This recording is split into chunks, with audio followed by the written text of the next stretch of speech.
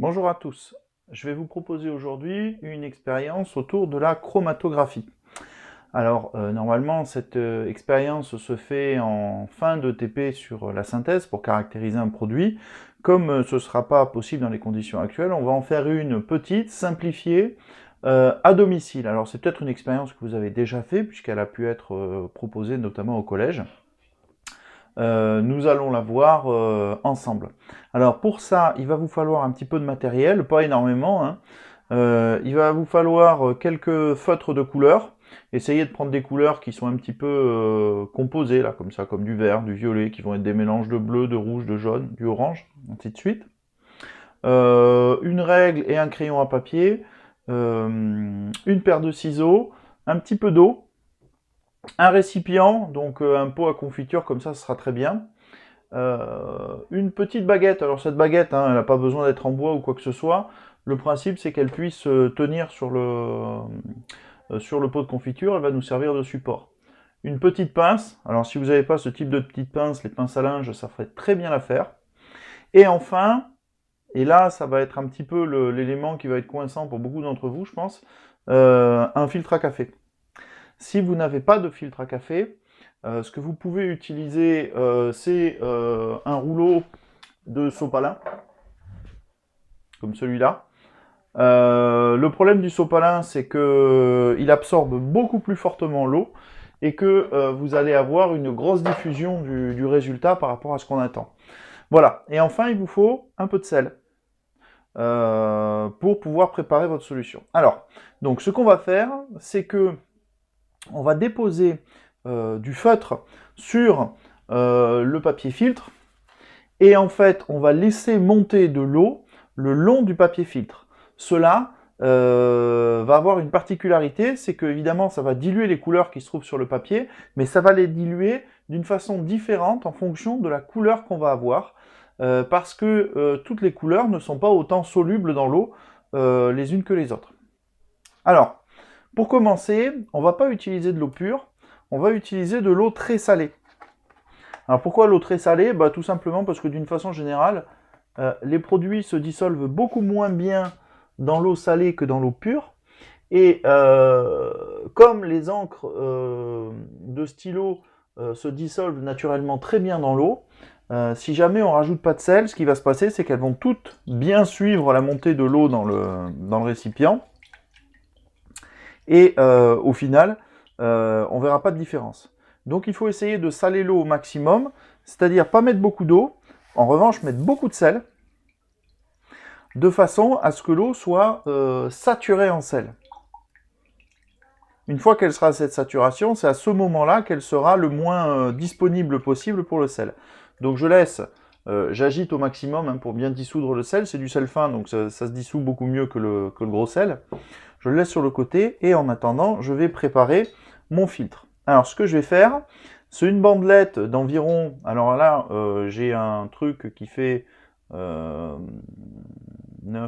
16, qui fait 7 cm et demi de large. Je vais faire une bandelette, je vais essayer de faire une bandelette de 5 cm de large, la plus longue possible, de façon à pouvoir mettre le plus de couleurs différentes en simultané dessus. Alors, 10 cm, 5 cm, ça me fait ça. Hop. Et donc là, je peux y aller. Je trace la bandelette en faisant un rectangle plus haut que la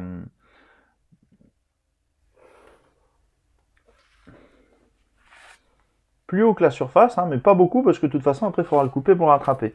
Donc l'avantage c'est qu'avec mon filtre là, en faisant un seul patron ainsi, je suis en train de préparer deux supports, ce qui me permettra de recommencer l'expérience si jamais je me suis raté.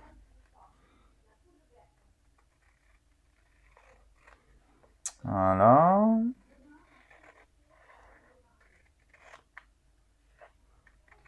Et voilà. Bon, donc maintenant si je sépare, j'ai deux supports. Alors c'est pas idéal, hein. Là j'ai pris des filtres à café qui sont qui sont censés être de bonne qualité. Le problème c'est qu'ils sont alvéolés, Je ne sais pas si on le voit à la caméra. Si on le voit un petit peu à la caméra. En fait, on a des micro-points dedans. Et ces micro-points vont plutôt gêner l'expérience qu'autre chose. Donc si vous avez vraiment du filtre à café premier prix, à la limite, ce sera mieux. Alors ensuite, je vais dessiner en bas du papier un trait qui correspond à ce qu'on appelle la ligne de dépôt. La ligne de dépôt, c'est la zone sur laquelle on va déposer les taches de feutre. Et en fait, on va déposer un feutre on va les déposer de façon régulière, de façon à ce qu'ils ne se touchent pas. Alors j'espère que les feutres ne sont pas secs. Donc le violet, le bleu, oula, le bleu il est fort. Le rouge, le vert,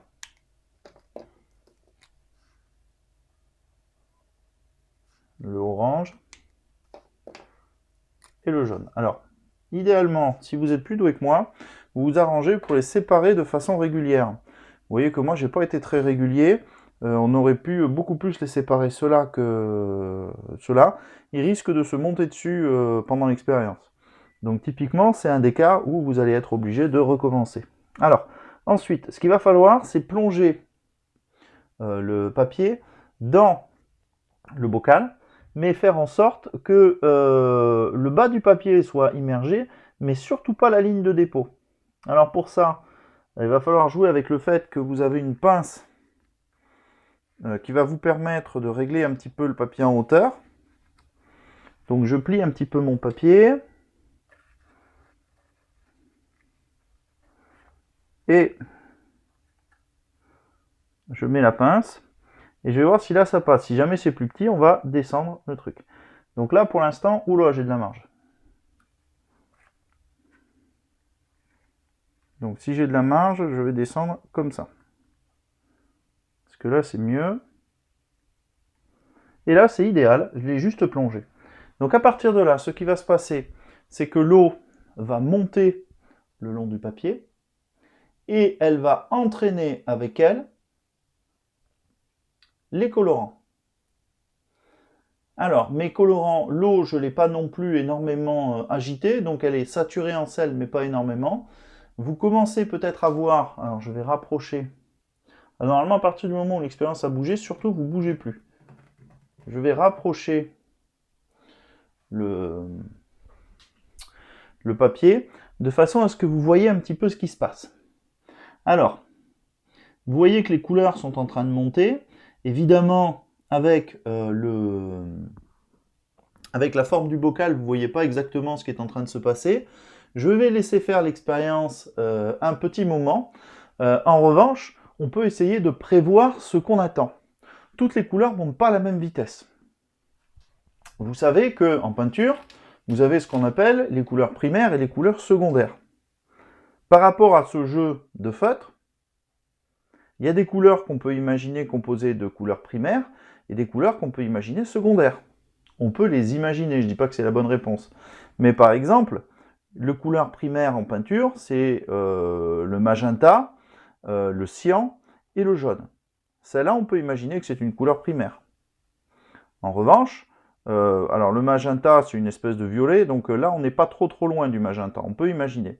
Et ça, c'est un bleu foncé, donc c'est pas du cyan, mais on peut imaginer que effectivement c'est une couleur primaire. Les autres couleurs, on peut les obtenir en mélangeant les couleurs primaires entre elles. Il y a plusieurs façons, hein. Soit on va mélanger des couleurs primaires pour avoir des couleurs d'un autre niveau. Par exemple, le orange, pour le faire, vous le savez tous, hein, il faut mélanger du rouge et du jaune. Le vert, c'est du bleu et du jaune. Le violet, c'est du rouge et du bleu, par exemple. Mais il y a d'autres façons. Il y a certains colorants qui sont naturellement vert ou naturellement jaune ou naturellement orange. Donc cette chromatographie va nous permettre d'essayer de les identifier. Et on voit apparaître quelque chose d'intéressant sur le feutre vert qui était au milieu. C'est que vous avez du vert qui reste au niveau de la ligne de dépôt, mais vous voyez une espèce de petite flamèche un petit peu bleue qui est en train de monter, ce qui veut dire que dans ce feutre, pour le faire, eh ben, il fallait également un colorant bleu pour atteindre la bonne couleur. Voilà. Donc cette expérience, je vous la laisse faire chez vous. Je vais rajouter à la fin de la vidéo le résultat final, c'est-à-dire que je vais laisser monter l'eau, je vais la laisser migrer le plus haut possible sur le papier. Une fois qu'elle a atteint quasiment la hauteur maximale sur le papier, ce que vous faites, c'est que vous sortez la feuille et vous la faites sécher avec un séchoir rapidement pour que l'eau arrête de monter. Une fois que la feuille est sèche, ce que je vous demande, c'est de la prendre en photo et de me l'envoyer pour me montrer votre résultat. D'accord? Le but, c'est de le faire avec un nombre de feutres suffisant. Vous ne me sortez pas 75 feutres. Moi, ce que j'aimerais, c'est que vous m'en montriez 5 ou 6. Voilà, là, j'en ai fait 6. C'est pas mal sur un papier comme ça. Comme je vous l'ai dit, si jamais vous n'avez pas de papier filtre, utilisez un papier de type papier absorbant. Si jamais vous n'avez pas non plus de papier absorbant, ce qui commence à être embêtant, hein, j'espère qu'il vous reste des rouleaux de papier toilette, vous pouvez essayer avec un papier qui est un petit peu épais, qui n'est pas du papier à imprimante, parce que celui-là il est glacé à l'extérieur, mais par exemple ce papier-là là, que j'utilise pour l'expérience, il serait pas mal. J'ai l'impression qu'il absorbe un peu comme du papier buvard. Voilà, vous faites ce que vous pouvez, si vous ne pouvez pas, bah, vous ne faites pas. Je vous mettrai les résultats vers une autre vidéo que j'ai fait au laboratoire. Dernière partie, donc voilà, voici les résultats. Vous voyez la migration. Alors, sur cette image, on remarque le front tout en haut, la ligne de dépôt en bas, le fait que des colorants sont composés, pas d'autres. On voit aussi que des colorants sont identiques, les jaunes, différents les deux bleus, et enfin, on peut calculer ce qu'on appelle le rapport frontal, dont vous avez la formule.